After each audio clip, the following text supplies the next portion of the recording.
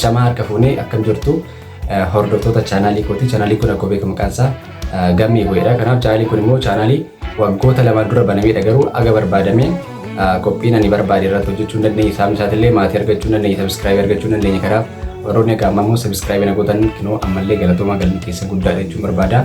Warra aga ammaa chaanaalii kana argitanii sabiskiraabiin goone kun immoo maatiin taane maatii akka taatan amma isin affeera jechuudha. Kanaaf kutaa jalqabaa irratti qophii waa'ee kooriidarii biyya keessatti hojjetamaa jiran kooriidarii boolii ilaallee hagam akka namatti tolu hagam wanti biyya kana keessa hojjetamaa jiru bareeda akka ta'e waliin ilaallee turre. Har'a immoo bara haaraa bara 2017 kanarratti albama Andu'aalam Gosaa bara waggaa lama xiqqaate waggaa lamaaf sirriitti eegamaa ture arginee jirra. Kanaaf asirratti immoo yaada mataa kootii wanta natti dhagahame isin bira nan ga'a jechuudha. Isinis yaada qabdan komeetii gubbaa irratti barreessuu hin dagatinaadha. Warri haga ammaa sabiskiraabiin goone sabiskiraayib gochuu hin dagatinaadha. Sababni isaatillee nuti waliin jajjabeessee namuu dhufeetu nu jajjabeessuu hin danda'u. Kanaaf waan na bira jiru akka hojjedhu yoo barbaaddan isinillee maatii naa ta'uu hin dagatinaadha jechuudha. Kanaaf haga xumura qophiitti akka waliin taatanis abdiin qaba. Kanaaf hin deebina sirba Andu'aalam Gosaa. Kun immoo sirboota Andu'aalam Gosaa albamii kana keessatti qindeessee hunda isaaniitiyyuu ilaalla. Waan natti dhagahame kana immoo isin biraan nan ga'a. Isinis yaada qabdan akka biraan geessan amma isin affeera jechuudha. Turtii gaarii. Mucaan jabaan uummata Oromoo biratti yeroo ammaa akka qarootti ilaalamu sagalee uummataa ta'ee waltajjii biyya keessaa fi biyya alaa irratti dandeettii isaaf dhaamsa isaa bareechee mul'isaa jiru Andu'aalam Gosaa jalqaba bara haaraa kanatti albama isaa isa jalqaba ayyaantuu jedhee moggaase gurra keenyaan gaheera. Waaw jedhanii jajjabeessu malee wanti jedhamu hin jiru. Waggoota lamaan dura albama isaa uummanni kun hawwiin akka eegu dhaamsa dabarsee ture. Albamaan dura bara darbe kana keessa bara 2016 akka lakkoofsa Itoophiyaatti sirba qeenxee bililleen kaabaa ka'ee kibbatti bahaa ka'ee dhiya biyyattiif dhaggeeffatamaa kan turee fi gurra uummata Oromoof qofa osoo hin taane uummata hundaaf misha sirba ta'ee darbeedha. Abbaa Gadaa, Abjuu, Ayyaantuu, Daddaayisaa, Dargaa Naajinaa, Footee, Gammachuu, Gilgaala Jaalalaa, Hiriyaa Lubbuu, Jajjaboo, Loltuu, Maarree, Makkoo Biilii, Qooqa Jaalalaa, Tirrii fi Yaanni kee sirboota Andu'aalam Gosaa albama jalqabaa kana keessatti hammatamanidha. Sirbootaan mata duree isaanii isinitti hime kana gaggabaabsinee dhaggeeffannee adeebinuu turtii gaarii.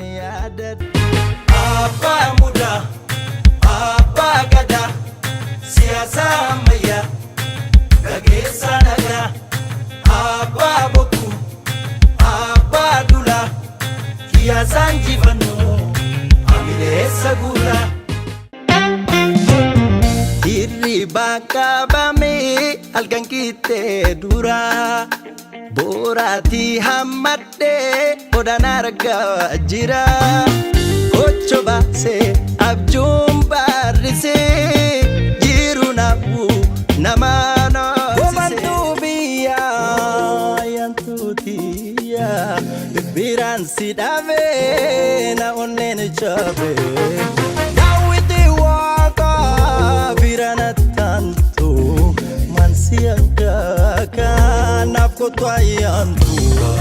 Bande martunga tiza waite martunga tiza tananu agobarai adansi rabarai sultana datisi dalaka jaboye zirbina rabasi yuvede dangalasi koshingara korasi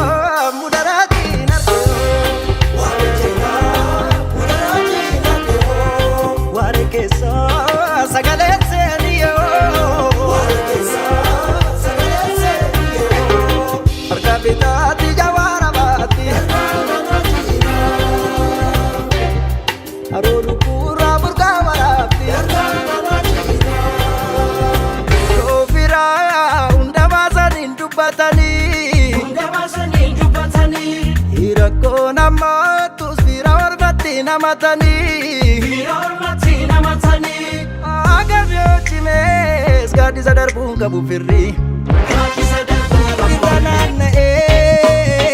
barbaduf jarrako inar jilale frafke nireko situ beka kanko adirranan barbaduf jarrako inar jilale frafke nireko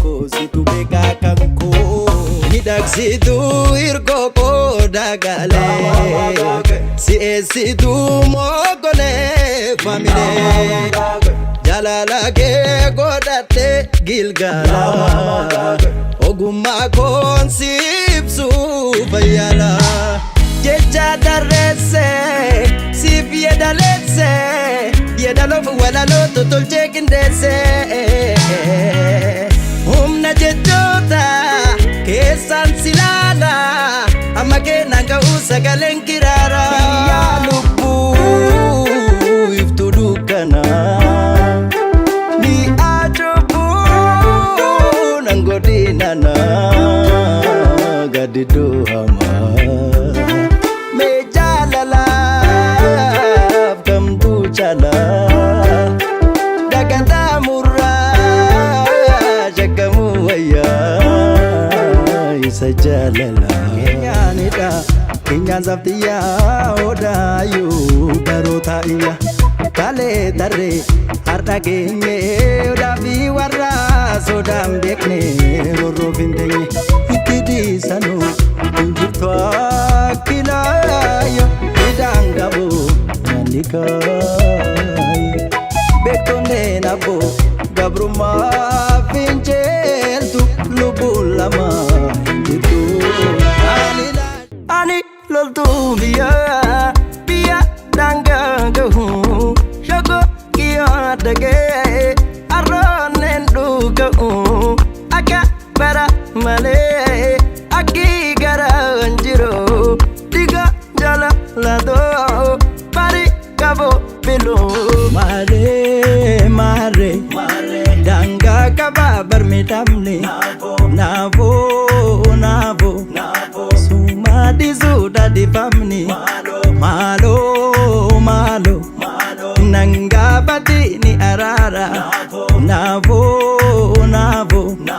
sifti zura sidi suchala jifun ebogo tota dinan palme waranu budura akalalu lapsi labata biya wareg ni jaru daloni akadalu karang kapni sakuke gotti getsa ilameti walkesa budan ugaran maku obof coran irkata biya biyo simadam idam tu donenko ahi holu keti ada cajala lakera ahi dakte holu feti nano desawaeke ahi kalbi gate aje sada chalisnike ahi devin siradabe asite mati champakote kajale narsitu namote ya bare dawang damudang kavne kajale narsitu namote arsiti ada ibingkane kajale narsitu namote ayaniki nahube nafgamira pagachonke garanko dadabera malamali naf malamali hey malamali. Sirboonni ayyaantuu yookaan immoo albama ayyaantuu Andu'aalem Gosaa kana keessatti hammataman sirboota aadaa fi sirboota ammayyaa kan ta'anidha. Sirboonni hojjetaman marti isaaniitiyyuu walaloo fi yeedaloon isaanii gurra namaaf akka mijatutti ta'anii kan hojjetamanii fi sirboota ammayyaa keessaa akka fakkeenyatti gammachuu, gilgaala jaalalaa, hiriyaa lubbuu akka fakkeenyatti kaasuun ni danda'ama. Gara aadaatti yoo deebinu immoo sirboota naannoo Oromiyaa keessaa kanneen akka Arsii keessatti kan hojjetaman tirriin maqaa kaasuu ni danda'ama. Footee ka jedhullee sirba shawaa ta'uu baay'inni keenya hubachuu kan dandeenyudha. Weellistuu afaan Amaaraan beekamtu Ta'ammir Gizaaw Andu'aalam waliin sirba Daddaayisaa jedhu irratti hirmaachuun ishee wanta albamiin Andu'aalam qabatee dhiyaatedha. Uummanni Oromoo yeroo darbe caalaa yeroo ammaa aartiin isaa guddatee ijoolleen Oromiyaas jajjabaatanii mul'achuu isaaniitti fufaniiru. Miidiyaaleen hawaasaa biyya keessaa sirba Andu'aalam qofa osoo hin taane sirboota hedduu afaan Oromoon hojjetaman jaalalaan dhaggeeffachaa jiru. Andu'aalam Gosaa dargaggeessa waan ta'eef albama baay'ee babbareedoo biroos irraa eegna. Har'aaf qophiin koo kana fakkaata ture. Yaada qabaattan koomentii barreessuun dagatinaa. Sabiskiraayib gochuudhaan maatii nuuf ta'a jecha gargar baanaa turtii gaarii.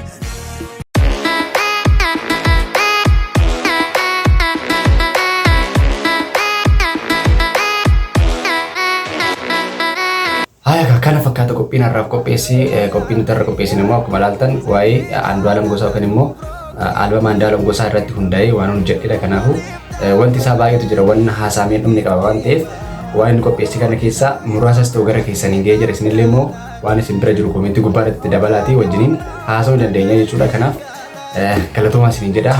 Hanga qophii biraatiin wal agaruutti. Ciao.